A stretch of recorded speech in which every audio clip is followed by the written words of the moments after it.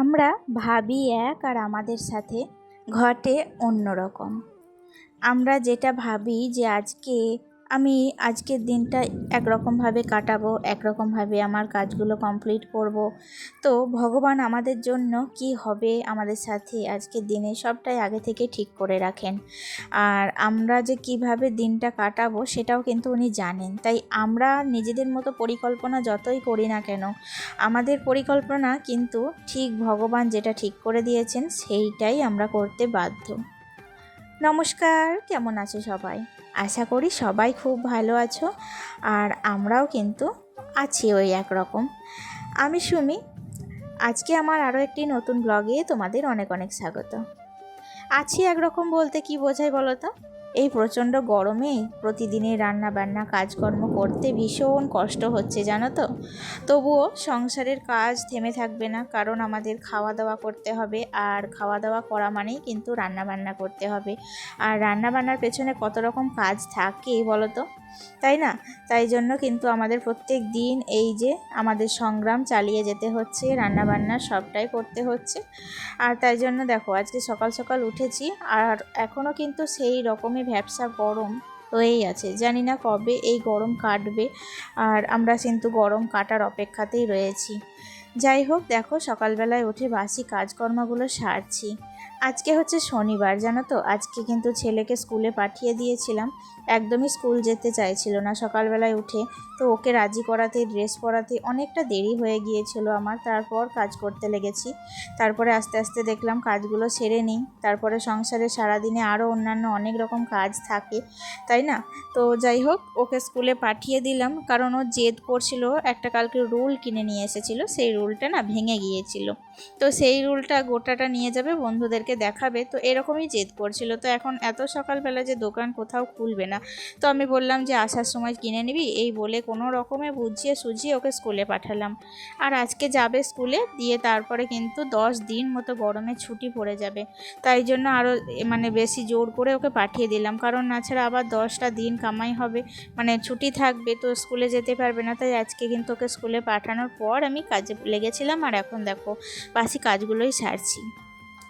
এদিকে আমি এখানে দেখো বারণে করে মেঝেটা ঝাঁট দিয়ে নিলাম, কারণ ওই যে আমি যে খিলের ঝাঁটাটায় ঝাঁট দিই না, এই এত গরম পড়েছে, যত রাজ্যের যত পিঁপড়ে হয়েছে, লাল পিঁপড়েগুলো সব ওই ঝাঁটার মধ্যে কিন্তু বাসা বেঁধেছে। তো আমি যখনই হাত দিতে যাচ্ছি তখনই কিন্তু একদম ছেঁকে বেরিয়ে আসছে, গোটা হাত ময় হয়ে যাচ্ছে। তো সেই কারণেই কিন্তু বারণে করে ঝাড়ু দিয়েছিলাম। তারপরে দেখো বাসি কাপড় কেচে নিয়েছি, সকালবেলা চাও খেয়ে নিয়েছি। আর আজকে নিয়েছিলাম আম, অনেক দিন পর আবার আজকে কিন্তু অনেকগুলো আম নিলাম। আমগুলো প্রচুর আঠা ছিল, তাই ভালো করে জলে ধুয়ে ফ্রিজের মধ্যে রেখে দিয়েছি।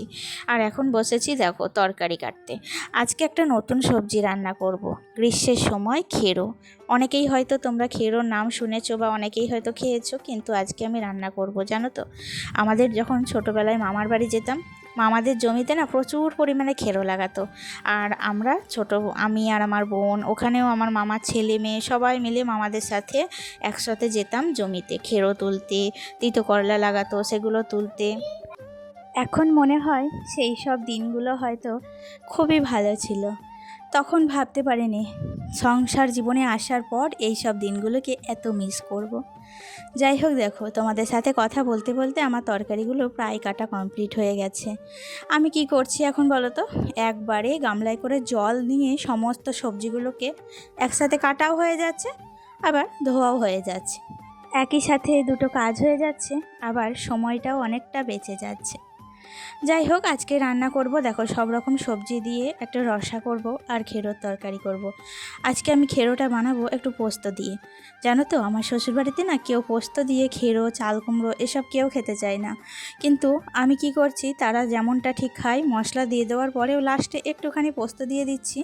তাতে করে দেখছি বেশ কিন্তু আলাদা রকম একটা টেস্ট হচ্ছে। নিজের মতন করে বানানোর কিন্তু চেষ্টা করছি, তাতে খারাপ হয়নি, খেতে বেশ ভালোই লাগছিল। আর জানো তো আজকে ভেবেছিলাম অনেক কাজ করব সারা দিন, অনেক কিছু কাচাকুচিরও ছিল, একটু গরম জলে কিছু কাচাকুচি করার ছিল, সেগুলো দেব। তো আমি গরম জলে কাচাকুচি করবার জন্য সমস্ত প্রিপারেশনও নিয়েছি, এদিকে রান্না বান্না চলছে। বাড়িতে হঠাৎ করেই এসেছিল মিস্ত্রি।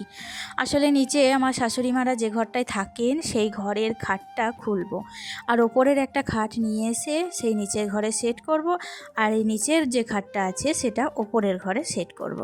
তো এরকমই পরিকল্পনা, মিস্ত্রিও চলে এসেছে। কিন্তু এই গরমে যাই মানে কাজ করা এতটা কষ্ট কি বলবো, প্রচণ্ড পরিমাণে না ঘাম ঝরে ঝরে পড়ছে, তো কাজ করা প্রায় অসম্ভব হয়ে আসছিল।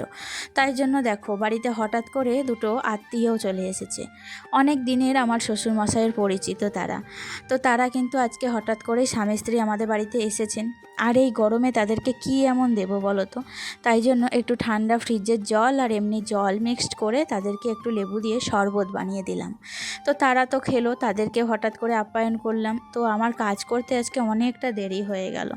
রান্না বান্না কমপ্লিট করে তাদের আপ্যায়ন করে আমার মানে মিস্ত্রি এদিকে দেখাশোনা করতে করতে প্রায় 1টা 1:30 বেজে গিয়েছে।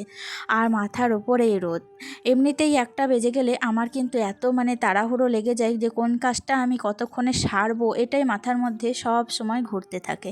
তাই জন্য দেখো তাড়াহুড়ো করে সমস্ত বাসন কুসন সব কিছু অফ ক্যামেরাতেই কিন্তু আমি মানে কাচা ধোয়া সবটাই করে নিয়েছি, ঘর মোছা সবটাই কমপ্লিট। এখন শুধু ডাইরেক্টটা চালিয়ে দিয়েছি, তারপরে কিন্তু যে মানে কাচাকুচিগুলো ছিল সেগুলোই এখন কাচাকুচিগুলো করে নিচ্ছি। আর তার মধ্যে কি বলতো, কারেন্টের যা সমস্যা, ডাইরেক্ট কারণ চালিয়ে নিলাম, একবার মনে হচ্ছে মেঘমেঘ করছে, আবারও তখনই রোদ উঠছে। আর এই মেঘমেঘ আমার মনে হয় আজকে বৃষ্টি হবেও জানো তো, কারণ আজকে প্রচণ্ড গরম। আমার কাজ করতে করতে অটোমেটিক কিন্তু ঘাম ঝরেছিল, মানে কি বলবো তোমাদের, না বললে হয়তো তোমরা বিশ্বাস করবে না।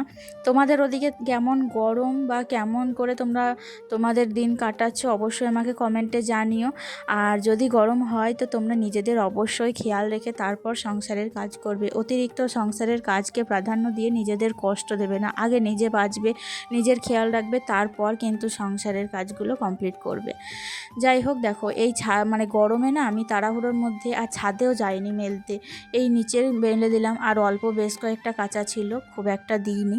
আরও কিছুটা কাচাকুচি করার আছে, সেগুলো কালকে দেব, আজকে আর হলো না। আজকে মানে ওই যে বললাম না লোকজন এসেছে বাড়িতে, বাড়িতে দেখবে লোকজন এসে থাকলে না কাজ করতে একটু অসুবিধা হয় আর একটু লটাপটি হয়, তাই জন্য আর কিন্তু অতটা বেশি কিন্তু কাচাকুচি করিনি। আর এখন যাব আমি স্নানে, সব কিছু কাচাকুচি হয়ে গেল আর মিস্ত্রিতে এখনও কিন্তু কাজ করছে। তো যাই হোক, যেমন কথা তখন তেমন কাজ।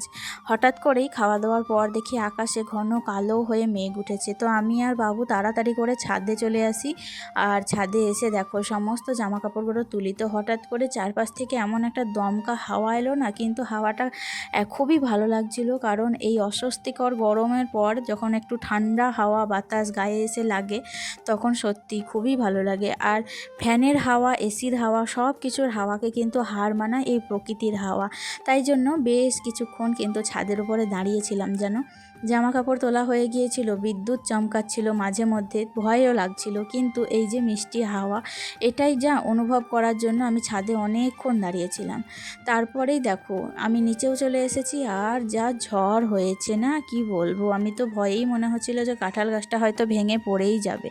তো তারপর ঝড় শেষে যখন ছাদে আসি তখন দেখি ছাদের এরকম অবস্থা। তো এগুলোকে আস্তে আস্তে ঠিকঠাক করলাম। সন্ধেবেলায় তো কারেন্ট ছিল না, রাত্রি 11টায় কারেন্ট এসেছে। আজকে সারা রাতটা খুব কষ্টে কেটেছে। তাহলে আজকে এতটুকুই, দেখা হচ্ছে নেক্সট ব্লগে, টাটা।